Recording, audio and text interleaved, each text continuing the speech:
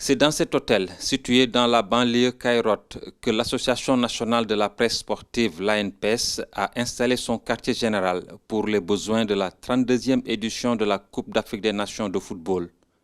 Fidèle à sa tradition, l'ANPS a contribué à l'hébergement et à l'accompagnement de plus de 60 journalistes qui, malgré les 7000 km les séparant du Sénégal, se sentent toujours à Dakar. On a l'habitude depuis 2002 de se déplacer durant ces grands moments de sport, puisque à chaque campagne, l'ANPS réussit à organiser les journalistes, on loge dans le même hôtel. Et si je vous dis que pour cette campagne, on est 73 journalistes dans cet hôtel. Swiss In, c'est Swiss In qui sert de tanière au lion de la presse. Et tout se passe bien, tout se passe bien. On part ensemble au stade, on part ensemble au niveau des entraînements. Et on vit en famille. On dirait qu'on est au Sénégal. C'est vrai qu'on est au Caire, mais on dirait qu'on est au Sénégal. Tu as vu tout à l'heure, on boit le thé ensemble, on mange ensemble, on travaille ensemble, on partage certaines informations. Tout se passe bien. La couverture médiatique de cette CAN n'est pas toujours facile pour la presse. Si l'hébergement est correct, nous ne pouvons pas en dire pour autant pour les conditions de travail. Ça se passe très bien, mais seulement de petits problèmes. Vous savez, l'Internet ici, ce n'est pas évident là où nous sommes. Mais tout de même, nos envois, c'est aussi bien radio que télé, en tout cas, eh bien ça se passe très bien. Là, vraiment, je trouve qu'il y a pas mal de problèmes aussi au niveau du centre média là-bas. Mais en ce qui nous concerne, notre liaison avec Dakar, c'est vrai qu'il y a quelques perturbations. Je pense que ces perturbations, en tout cas, on nous a promis, ça va être résolu. À peine sorti de la chambre du doyen Tandaha Ndiaye, une odeur d'un thé bien à la sénégalaise nous attire dans une chambre qu'on peut appeler le quartier général. Voilà, avant tout, on est des amis. On est des amis avant d'être des confrères. On partage beaucoup de choses en dehors du travail. Là, on est ensemble au camp de base de la presse. Il y a de la matière. Et puis, bon, comme tout journaliste, même quand il n'y a pas assez de matière, on fait tout pour en avoir. Mais dans l'ensemble, ça se passe bien depuis qu'on est là. Bon, l'équipe, tout le temps, au moins il y a 15 minutes qui sont ouvertes à la presse. Et on fait tout pour avoir le maximum de matière. Et comme Bamba l'a dit, ici le travail, c'est actuellement la CAN. Donc il n'y a pas que le Sénégal aussi, il y a toutes les autres équipes du groupe C et des autres équipes des autres poules. Donc on essaie de faire le maximum d'informer l'opinion sénégalaise sur ce qui se passe ici en Égypte. Et bon, quand il n'y a pas beaucoup de choses à faire, on est là, on se retrouve, on prend du thé ensemble. Ou bien parfois on prend du café Touba. Donc il y a tout. Il y a une bonne ambiance entre confrères. La couverture de la CAN, une véritable course contre la montre pour les journalistes. Bon, là, on est en train de finaliser le montage et d'envoyer les images à Dakar pour les besoins de notre magazine qui passe tous les jours à partir de 13h GMT. C'est un travail de routine très prenant, mais bon, ça fait partie du boulot. Quand on est en travail spécial, on est toujours sur la brèche, on ne dort pas assez, mais ça fait partie de la mission et jusque-là, tout se passe bien. Une bonne production audiovisuelle nécessite un son de qualité, ce qui est souvent une denrée rare dans certains centres médias.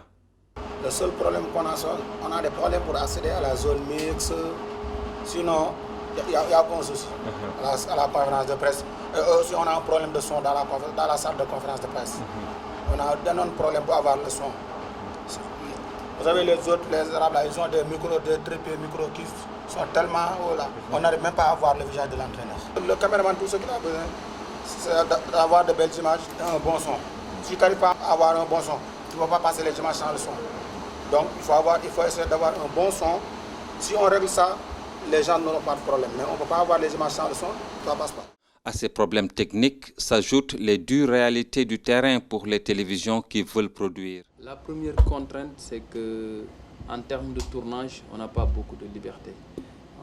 Avec ma petite expérience pour ce qui est des Coupes d'Afrique, c'est la première fois que je suis confronté à ce genre de contraintes. On ne peut pas tout filmer, aller où nous voulons, parce que nous sommes dans un pays sécurocrate, entre guillemets. Les Égyptiens ne badinent pas avec la sécurité et souvent ils ne veulent pas que certains lieux, certains sites soient filmés. Ça, c'est la première contrainte. La deuxième, c'est la langue. Beaucoup de journalistes sénégalais ne parlent pas l'arabe. L'anglais et le français, oui. Et en Égypte, tout ce qu'on rencontre pratiquement, en tout cas la majorité, ne s'exprime pas bien en français ou en anglais. L'autre contrainte, c'est par rapport au net. Là où nous logeons, le débit Internet n'est pas très rapide et nous sommes obligés de partager notre connexion Internet pour pouvoir envoyer les vidéos, les reportages que nous faisons sur Dakar.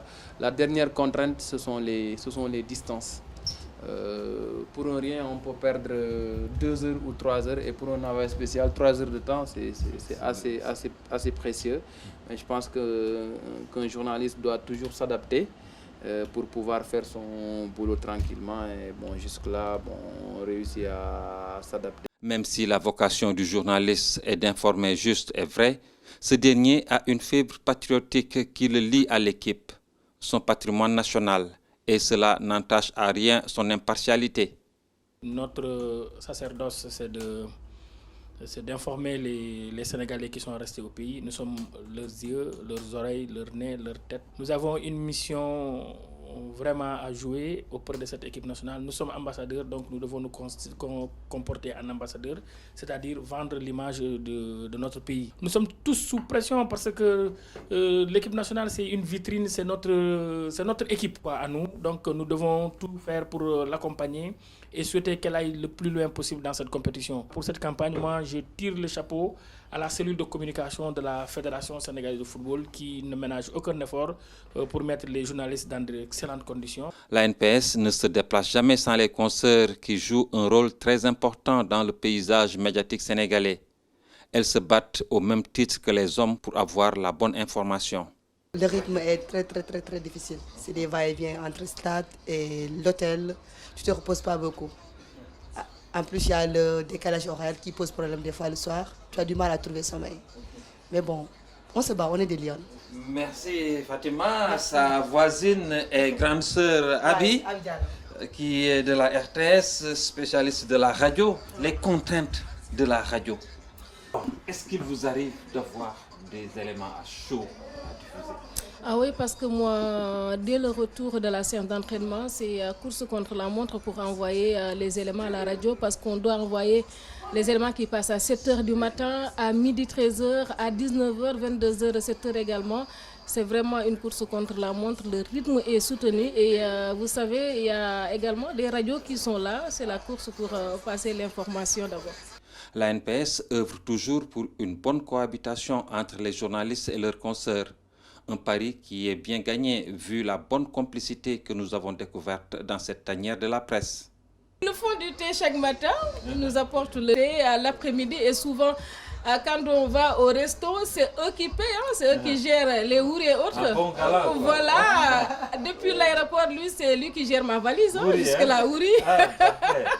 Voilà, ils sont bien, ils sont des frères, des grands frères, ils nous devancent dans ce métier, ils nous soutiennent également, il n'y a pas de souci. Alors vous sentez une protection? Voilà, on est protégés, là on est bien protégés, vous voyez, on occupe la dernière chambre.